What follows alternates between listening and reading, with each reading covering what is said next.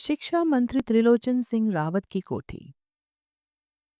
पर इस नाम से कम ही लोग जानते हैं इन्हें। सबके बीच तो लोचन भैया के नाम से ही जाने पहचाने जाते हैं। केवल नाम से ही लोचन नहीं, कुछ समय पहले सचमुच ही जनता के प्रिय लोचन हो गए थे। बात कोई बहुत पुरानी भी नहीं, मुश्किल से 4 साल पहले की है। उस समय सुकुल बाबू के विधानसभा के सदस्य थे।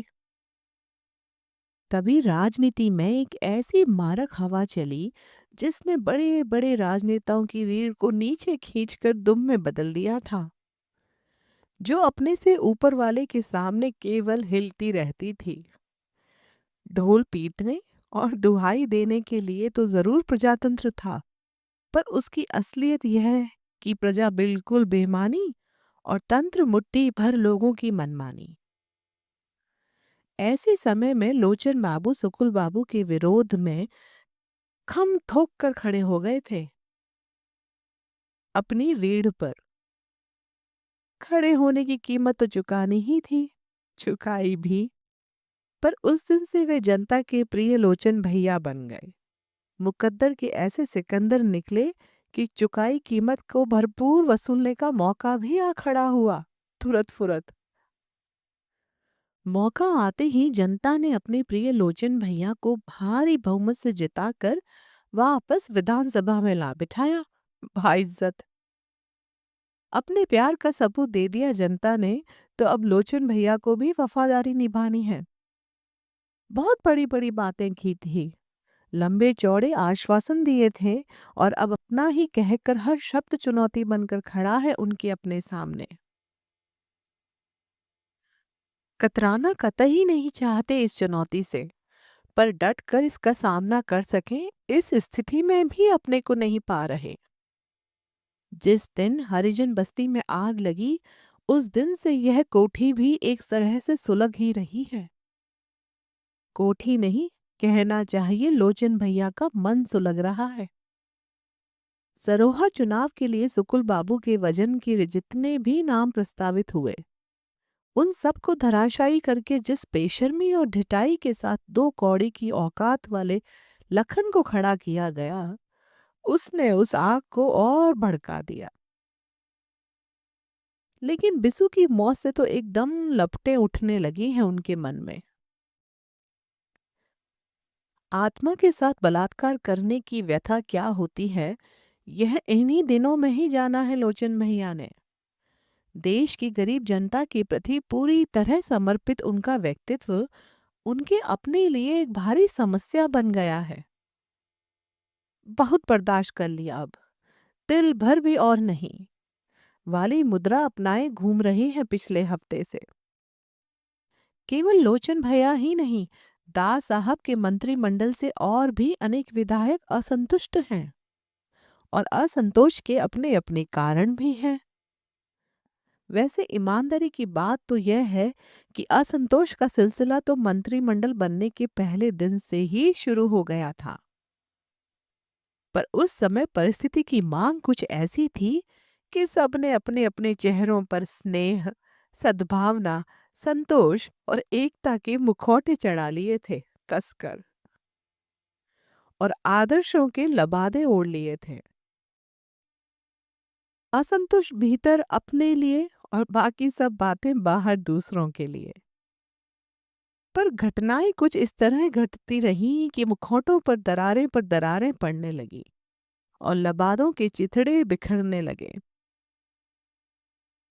बिसु की मौत ने तो जैसे चकनाचूर ही कर दिया इन मुखौटों को।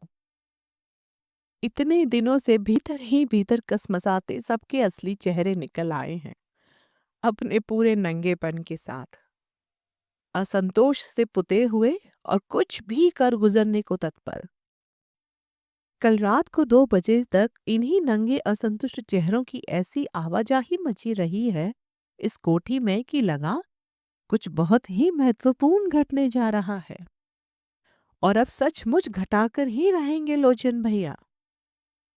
उनके भीतर 5 साल पुराना लोचन जाग उठा है इस समय। रात भर जागने की थकान जरूर है चेहरे पर, पर शरीर में शिथिलता कहीं नहीं। अंग प्रत्यंग चुस्त दुरुस्त, मोर्चा लेने को तैयार। पार्टी अध्यक्ष सदाशिव अत्रे की, जिन्हें लोग अप्पा साहब कहते हैं, प्रतीक्षा में बैठे हैं। सवेरे लोचन बाबू से मिलने के लिए समय मांगा तो अप्पा साहब ने बताया कि वे इधर ही आ रहे हैं किसी काम से, और ठीक 9 बजे खुद ही पहुंच जाएंगे। कहा है तो जरूर पहुंचेंगे और 9 बजे ही पहुंचेंगे। कुछ ऐसी विपरीत स्थितियों में जीवन जिया है अप्पा साहब ने कि बात के पाबंद तो हो नहीं सके चाहकर भी, पर समय की पाबंदी का यह हाल है कि लोग चाहें तो घड़ी मिला लें उनके आने जाने से। ठीक 9 बजे प्रकट हुए अप्पा साहब। कलफ स्त्री से चुस्त दुरुस्त शुभ्र वर्णी खादी की पोशाक और गांधी टोपी। शरीर के एक अविच्छिन्न अंग की तरह हमेशा सिर से ही चिपकी रहती है यह टोपी। शायद ही कभी किसी ने नंगे सिर देखा हो अप्पा साहब को। लाठी लेकर चलते हैं, उम्र के कारण नहीं, बाएं पैर में हल्की सी लंगड़ाहट है। 42 के आंदोलन में मिला हुआ तमगा। बड़े गर्व से परिचय देते हैं अपनी इस टांग का, और एकाएक अपनी पीढ़ी की प्रशस्ति में दो एक वाक्य उछाल देते हैं। हमारी पीढ़ी ने तो केवल त्याग करना ही जाना था, आकांक्षा अपेक्षा कुछ रखी ही नहीं कभी। और आज की पीढ़ी त्याग करेंगे कन भर और बदले में चाहेंगे मन भर। बात ठीक भी है। अप्पा साहब की पीढ़ी के उन लोगों के लिए तो 100% ठीक है जो त्याग करते करते ही एक दिन चोला समेटकर शहीद हो गए। जो बच गए वे बेचारे क्या करें, इस कलजुगी हवा के आगे मजबूर। लोचन ने बढ़कर बिना जरूरत के भी हाथ का हल्का सा सहारा देकर सोफे पर बिठाया अप्पा साहब को। शायद आदर भरी आत्मीयता दिखाने के लिए। रात बड़ी देर तक बैठक होती रही तुम्हारे यहाँ, बहुत उखाड़ पछाड़ वाली बैठक। एक पैर उठाकर सोफे पर रखते हुए कुछ इस तरह कहा अप्पा साहब ने कि पता नहीं लग सका कि यह प्रश्न था या आरोप। पर बात सीधे ही शुरू की उन्होंने। फालतू की भूमिका में जाया करने के लिए न समय है उनके पास, न शायद धैर्य। हाँ, उसी सिलसिले में मैं आपसे मिलने चाह रहा था। फिर एक क्षण रुके लोचन बाबू, मानो अगला वाक्य कहने से पहले उसे तौल रहे हों। कल अंतिम रूप से यह निर्णय लिया गया है कि अब हम लोग एक दिन के लिए भी इस मंत्रिमंडल का हिस्सा बनकर नहीं रहेंगे। स्थितियों को और अधिक बर्दाश्त करना अब संभव नहीं। अपनी बात की प्रतिक्रिया देखने के लिए अप्पा साहब के चेहरे को गौर से देखा, फिर अपनी बात पूरी कर दी। और दास साहब का यह मंत्रिमंडल भी नहीं रह सकेगा। हम लोग कौन? चेहरे पर बिना किसी तरह का विकार लाए सीधा सा प्रश्न पूछा अप्पा साहब ने, जैसे आप जानते ही ना हो। खैर, नाम तो बाद में भी मालूम होते रहेंगे, अभी संख्या जानना काफी होगा आपके लिए। पार्टी के 140 सदस्यों में से 85 सदस्य हैं हमारे साथ, स्पष्ट बहुमत। और तुम नेतृत्व कर रहे हो उनका। इस बार स्वर में सीधा आरोप था, और आरोप में अध्यक्ष पद के रौब की अनुगूंज। उससे कोई फर्क नहीं पड़ता। सरेआम जिस तरह के जुल्म और ज्यादतियां हो रही हैं, उन सब के साझीदार हो हम भी, लानत है हम पर। आवेश के मारे लोचन बाबू का चेहरा तमतमाने लगा। अत्याचारी को संरक्षण दो और पीड़ितों को कुचलो, यही थे हमारे आदर्श, हमारे सिद्धांत, जिन्हें लेकर चले थे हम। स्वर में जैसे चुनौती भरी हुई है लोचन बाबू के। सिद्धांत और आदर्श में तो यह भी नहीं कहा था कि हम अपने व्यक्तिगत स्वार्थ और हित को पार्टी की एकता और उसके हित से ऊपर रखेंगे।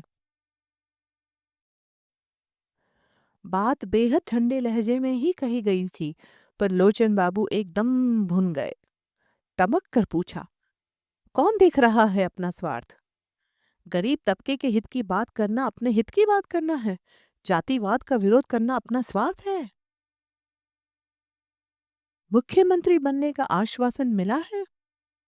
स्वर में आक्रोश नहीं, पर चीर देने वाले व्यंग्य का मैनापन जरूर है। क्षण भर को तिलमिला गए लोचन बाबू, लेकिन तुरंत ही अपने पर जब्त कर लिया उन्होंने। यह अतिरिक्त आवेश कहीं उनकी अपनी कमजोरी का प्रमाण न बन जाए। भरसक अपने को तनाव मुक्त करके सहज बनाया लोचन बाबू ने। फिर चेहरे पर एक बहुत ही महीन किस्म की आभिजात्य में लिपटी व्यंग्यात्मक मुस्कान पोती और बोले, अधिकतर समय दाह साहब के साथ उठने बैठने के कारण इस नतीजे पर पहुंचे आप तो कोई आश्चर्य नहीं। तभी लोचन बाबू की बिटिया चाय लेकर आ गई। कप थमाने के बाद बिटिया को बड़े स्नेह से बाहर थाम कर अपने पास बिठाया अप्पा साहब ने। अरे तू तो बहुत जल्दी जल्दी बड़ी हो रही है सोना। अच्छा है, जल्दी से बड़ी हो जा और अपने बाबूजी को कंट्रोल में रखना शुरू कर दे। बहुत फनफनाते रहते हैं। और एक बुजुर्गाना हंसी। सोना बिना कुछ जवाब दिए अप्पा साहब की गिरफ्त में से छूटकर भागी और भीतर गायब हो गई। इस वाक्य से बातचीत में जो एक हल्का फुल्कापन आया था, सोना के साथ ही वह भी गायब हो गया। अपने अपने कपों से चाय की चुस्कियां लेते हुए दोनों एक दूसरे के बोलने की प्रतीक्षा करते रहे। चाय का अंतिम घूंट समाप्त करके कप एक और सरकाया अप्पा साहब ने और रुमाल निकालकर हल्के से होठों से छुआकर उसे वापस जेब के हवाले किया। इसके बाद बात को बिल्कुल दूसरे सिरे से पकड़ा।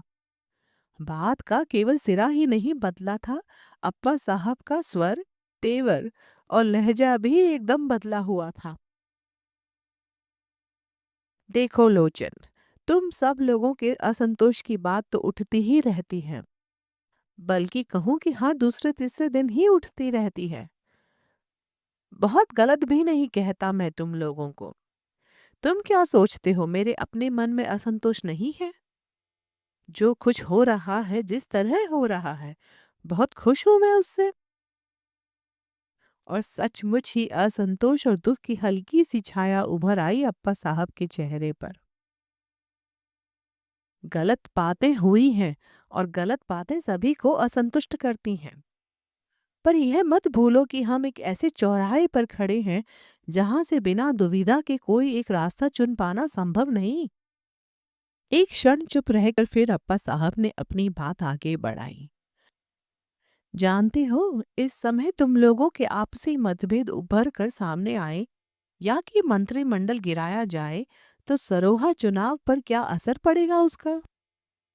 बात केवल एक सीट की नहीं, सुकुल बाबू के आने की है। उनकी जीत हमारी नालायकी का डंका पीट ऐलान होगा कि नहीं? पार्टी के लिए अच्छा होगा यह या उसके हित में होगा? क्या इमेज बनेगी उसकी? जरा ठंडे दिमाग से सोच कर देखो। लेकिन ठंडे दिमाग से सोचते कैसे? लोचन बाबू का दिमाग तो इस समय भट्टी बना हुआ था। सो अप्पा साहब की इतनी महत्वपूर्ण बात भी उसमें भुनकर राख हो गई।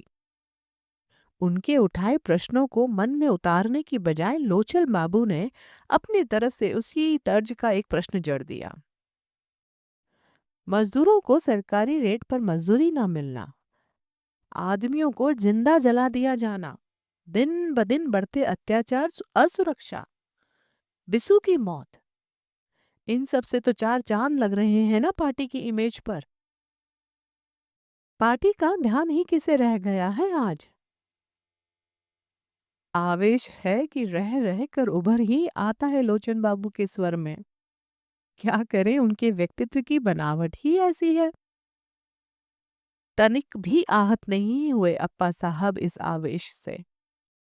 पार्टी की सुरक्षा और सुनाम दोनों को बनाए रखना उनका दायित्व है और वे काफी सचेत भी हैं अपने इस दायित्व के प्रति। हाँ, प्रतिष्ठा पर तो ठेस लगी ही है इन सब बातों से, और अब जो थोड़ी बहुत प्रतिष्ठा बची है उसे तुम मटिया मेट कर दो। एक बड़ी ही असहाय सी कातरता उभर आई उनके चेहरे पर। जनता के अनंत विश्वास, प्यार और सद्भावनापूर्ण समर्थन के मजबूत पायों पर खड़े होकर भी हमारी पार्टी की उम्र जुम्मा जुम्मा 8 दिन बस। और इस विडंबना पर उन्होंने कंधे उचकाकर हाथ झटक दिए।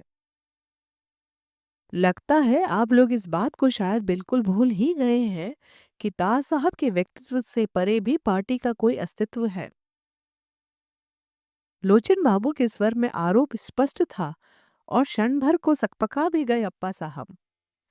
पर फिर बात को संभालते हुए बोले, तुम गलत समझ रहे हो। मेरा मतलब केवल इतना ही था कि सुकुल बाबू का आना पूरी पार्टी के लिए खतरनाक साबित हो सकता है, इसे मत भूलो। पार्टी पार्टी पार्टी जैसे पार्टी के अस्तित्व को बनाए रखना ही हमारा लक्ष्य हो गया है। इस पार्टी के माध्यम से हमने कुछ बहुत बड़ी बड़ी बातें करने के दावे भी तो किए थे। क्या हुआ उन सब का?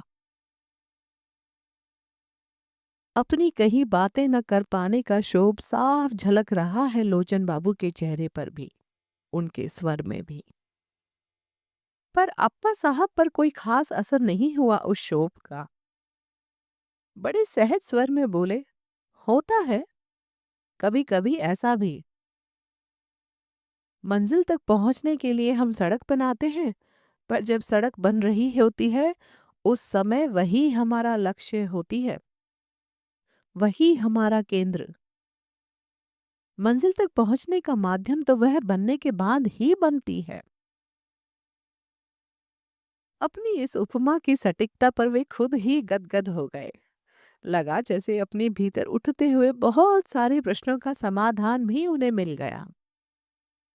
पर लोचन बाबू ने एक वाक्य में ही चाक कर दिया उनके सारी सोच को। जो सड़क रोज 1 गज बनती है और 2 गज खुदती है, उसके पूरे होने की बात पर क्या आप सचमुच विश्वास करते हैं? आप भ्रम में रहना चाहते हैं, जरूर रहें, पर अब ये दोहरी जिंदगी जीना मेरे बस का नहीं। मानो अंतिम फैसला सुना दिया लोचन बाबू ने। अप्पा साहब कुछ नहीं बोले, बस एक टक लोचन बाबू का चेहरा देखते रहे, मानो अपनी नजरों से ही लोचन बाबू के निर्णय का वजन तौल रहे हों। तभी फोन की घंटी बजी। लोचन बाबू ने जरा सा झुककर रिसीवर उठाया और बिना पूरी तरह यह सुने कि फोन किसका है, घंटे भर बाद फोन करने का आदेश देकर रिसीवर रख दिया। हम चाहते हैं कि विधायक दल की बैठक बुलाकर जल्दी से जल्दी शक्ति परीक्षण की तारीख तय कर दें आप। यह अनुरोध था, आग्रह था या आदेश, समझ पाना मुश्किल था। हम्म दास साहब भी विधायक दल की बैठक बुलाने का आग्रह कर रहे हैं। कुछ मंत्रियों को बर्खास्त करना चाहते हैं। इतने विरोध के साथ काम करना मुश्किल हो रहा है उनके लिए। अपनी बात की प्रतिक्रिया देखने के लिए एक उड़ती सी नजर डाली उन्होंने लोचन के चेहरे पर। मैं ही रोके हुए हूँ। कम से कम चुनाव तक ये आपसी मतभेद दूर ही रखे जाएं तो बेहतर होगा। अध्यक्ष के नाते अभी मैं केवल यही कह सकता हूँ कि इस समय एकजुट होकर अपने चुनाव अभियान में लग जाना चाहिए। लखन के लिए?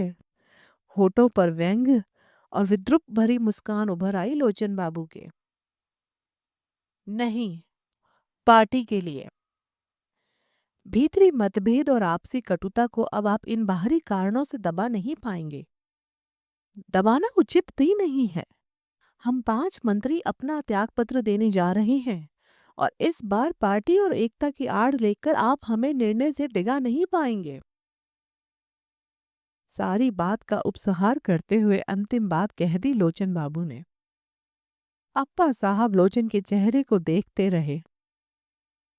फिर उन्होंने झुककर अपनी छड़ी उठाई और दोनों हाथों से पकड़कर उसे यूं ही जमीन पर ठोकते हुए बोले, तुम जिन लोगों के भरोसे त्याग पत्र देने जा रहे हो, उन पर विश्वास कर सकते हो इतना कि और ज्यादा बड़ा प्रलोभन मिलने पर भी वे तुम्हारा साथ नहीं छोड़ेंगे। फेंस पर बैठकर हर दिन अपना मोल भाव करने वाले लोगों के बूते पर तुम यह निर्णय ले रहे हो। मुझे डर है तुम्हें कहीं मुंह की न खानी पड़े। अप्पा साहब ने जैसे अपने अनुभव के निचोड़ से लोचन बाबू को एक बार और आगाह करना चाहा। मैंने न किसी को प्रलोभन दिया है, न खरीदा है। अपने सिद्धांतों के प्रति जिनके मन में जरा सी भी निष्ठा बाकी बची रह गई है, वे खुद ब खुद एक होकर आ गए हैं हमारी तरफ। सिद्धांत? हल्के से हंसे अप्पा साहब। फिर समझाते हुए बोले, देखो, विरोधी पार्टी के लोग बिस्सू की मौत को एक राजनीतिक हथकंडा बनाए, यह तो समझ में आता है, पर बात अधूरी छोड़ दी अप्पा साहब ने और छड़ी पर अपने शरीर का सारा वजन डालकर उठ खड़े हुए। लोचन बाबू भी खड़े हो गए तो अप्पा साहब ने खुद अपना एक हाथ बढ़ाकर उनके कंधे पर टिका दिया। तुम्हारी रात वाली मीटिंग को लेकर सवेरे दिल्ली से बात हुई थी। इस महत्वपूर्ण चुनाव के मौके पर तुम्हारे इस आचरण पर काफी रोष है। न चाहते हुए भी मुझे कोई सख्त कदम उठाने को मजबूर किया गया तो। धीरे धीरे चलते हुए ही उन्होंने ये संकेत दे दिया लोचन बाबू को। कतई विचलित नहीं हुए लोचन बाबू। केवल इतना ही कहा, बहुत महंगा पड़ेगा। बढ़ता हुआ कदम थम गया अप्पा साहब का।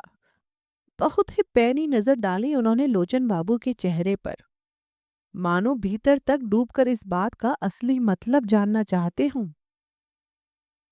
लेकिन लोचन बाबू के चेहरे पर किसी तरह का कोई भाव नहीं था। अपनी नजर के पैनेपन को बरकरार रखते हुए आखिरी वह प्रश्न पूछ ही डाला अप्पा साहब ने, जिसे वे इतनी देर से टालते आ रहे थे। सुकुल बाबू के साथ ही कोई समझौता हो रहा है ना?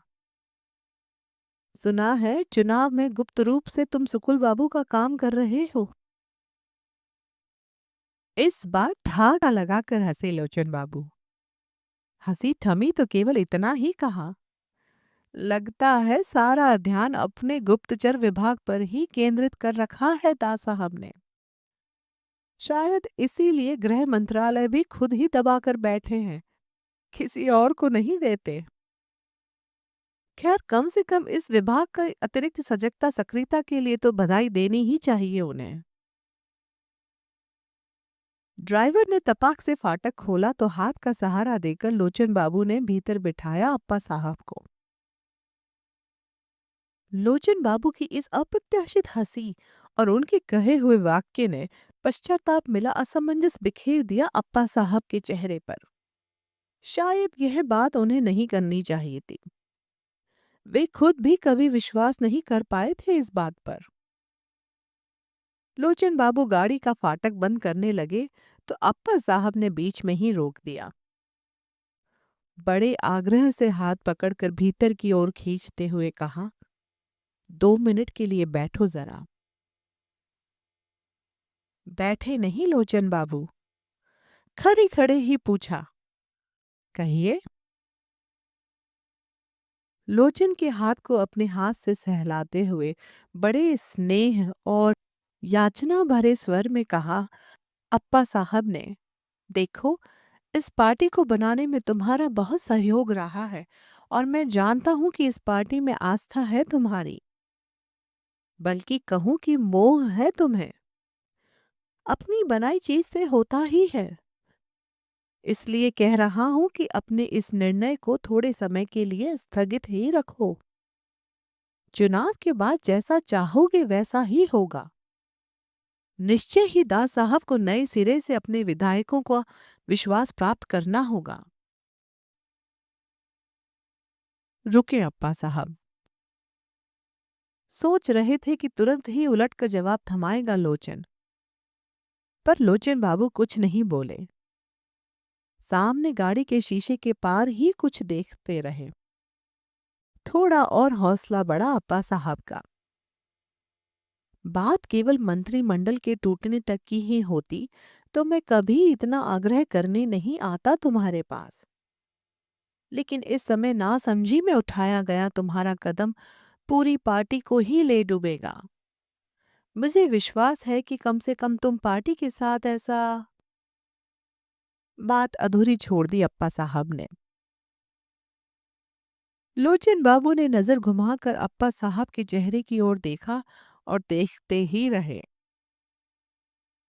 फिर बहुत ही सहज स्वर में पूछा, अपने प्रति आपके इस विश्वास को सच मानूं या कि 2 मिनट पहले ही व्यक्त किए गए अविश्वास को?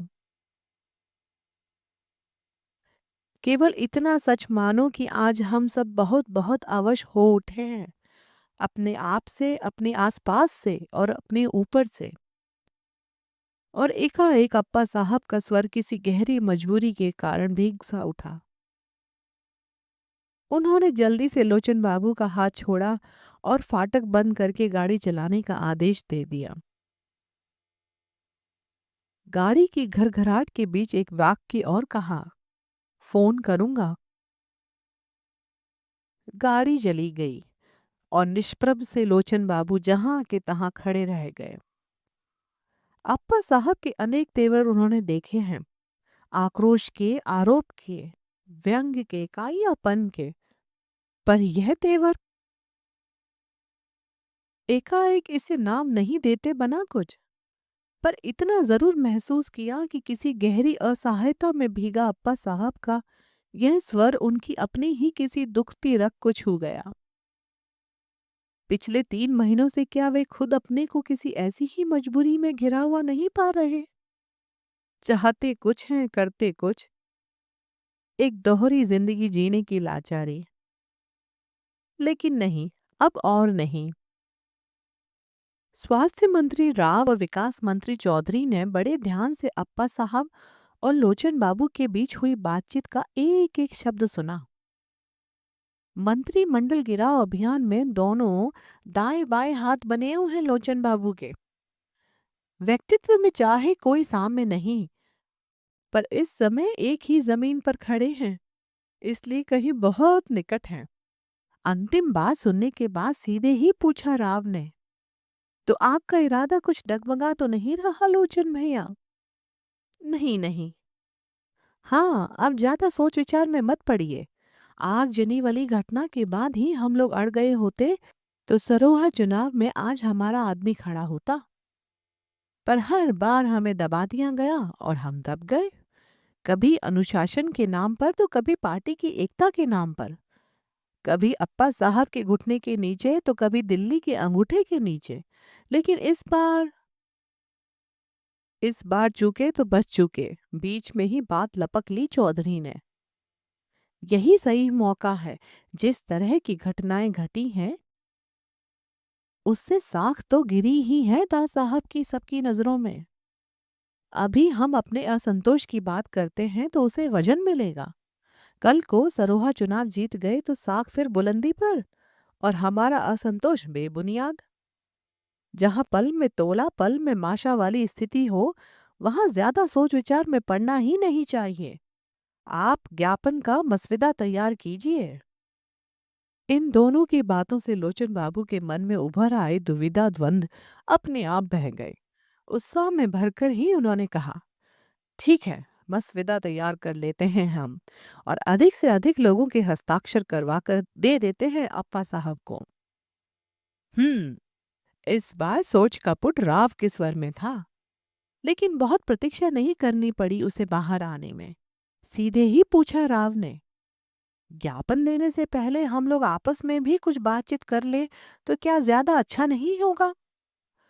बहुत साफ बातचीत, बिना किसी लाग लपेट के।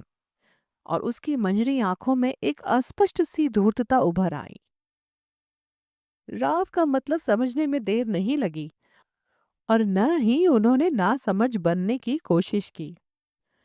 केवल इतना ही कहा, ये सब बातें तो बाद में भी हो सकती हैं, पहले बहुमत तो प्राप्त कर लो। लोचन बाबू की आवाज की सख्ती और सर्दी का कोई खास असर नहीं पड़ा राव पर। बेझिझक ही उसने कहा, बहुमत प्राप्त कहाँ से होगा? हवा में तलवार बाजने को कौन तैयार होगा भला? 5 मंत्री त्यागपत्र देने को तैयार हुए हैं, आखिर किस आधार पर? क्यों? दास साहब की नीतियों से असहमति के कारण? जोर से हंसा राव, मानो कोई बहुत ही मजेदार बात कह दी हो लोचन बाबू ने। जब हंसी थमी तो अपनी मंजरी आंखों को लोचन बाबू के चेहरे पर टिकाकर बोला, यहाँ आप जनता के सामने नहीं बोल रहे लोचन भैया, बलि चढ़ाए जाने वाले 2 बकरों के सामने बोल रहे हैं। घास पात की कुछ व्यवस्था तो करेंगे या नहीं? अनायास ही लोचन भैया के मन में अप्पा साहब का कहा हुआ वाक्य कौंध गया। हर दिन अपना मोल भाव करने वाले लोगों के बूते पर तुम यह निर्णय ले रहे हो? और क्षण भर पहले उमड़े जोश पर फिर ठंडे छींटे पड़ गए। लगता है आप लोग तो सारा हिसाब किताब करके ही आए हैं, तो फिर अपनी कीमत भी बता दीजिए। बात में नहीं, पर कहने के लहजे में भीतर तक काट देने वाली व्यंग्य की धार जरूर थी। मगर राजनीति में रहकर जिनकी खाल गेंडे की तरह हो गई हो, वे कटते नहीं इतनी आसानी से। करके तो नहीं आए, पर करने जरूर आए हैं। स्वर में न कहीं संकोच था न दुविधा। राव की हर बात पर चौधरी की गर्दन जिस तरह हिल रही थी, उससे साफ लग रहा था कि दोनों अपनी अपनी गोटियां बिठा चुके हैं। मैं कौन होता हूँ घास पात डालने वाला? शोभ भरी कातरता उभर आई लोचन बाबू के स्वर में। बस आपकी इस तरह की बातें ही मन में शंका जगा देती हैं लोचन भैया। अब कौन नहीं जानता कि असंतुष्टों में आपके समर्थकों की संख्या ही सबसे अधिक है। बागडोर आपके हाथ में रहेगी। घास पात कोई दूसरा आएगा डालने। राव की इस बात से मन एकदम खिंच आया लोचन बाबू का। फिर भी अपने को जब्त करके इतना ही कहा, शाम को तो सब लोग मिल ही रहे हैं, आप लोग जो चाहें जैसा चाहें तय कर लीजिए। मुझे बहुत बड़ी बाधा नहीं पाएंगे उसमें। आवाज में कुछ ऐसी उदासीनता थी सारे प्रसंग के प्रति कि राव और चौधरी असमंजस में पड़े टुकुर टुकुर मुंह ही देखते रह गए एक दूसरे का।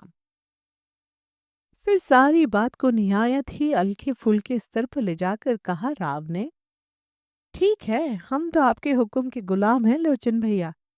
आप ज्ञापन तैयार कीजिए, हम हस्ताक्षर करेंगे और करवाएंगे। और अंत में चलने से पहले राव ने विजेता की मुद्रा में कहा, राव या तो किसी काम को हाथ में लेता नहीं, और लेता है तो फिर किनारे लगा कर ही छोड़ता है। समझ लीजिए कि बिसु की यह मौत दास साहब के मंत्रिमंडल की मौत बनकर ही रहेगी अब। अपनी इस घोषणा से लोचन बाबू के मन में अपने कीमती होने का पूरा पूरा एहसास जगाकर चले गए वे दोनों। पर लोचन बाबू हैं कि न मंत्रिमंडल की मृत्यु की घोषणा से पुलकित हो रहे हैं, न राव चौधरी की कीमत से चमत्कृत।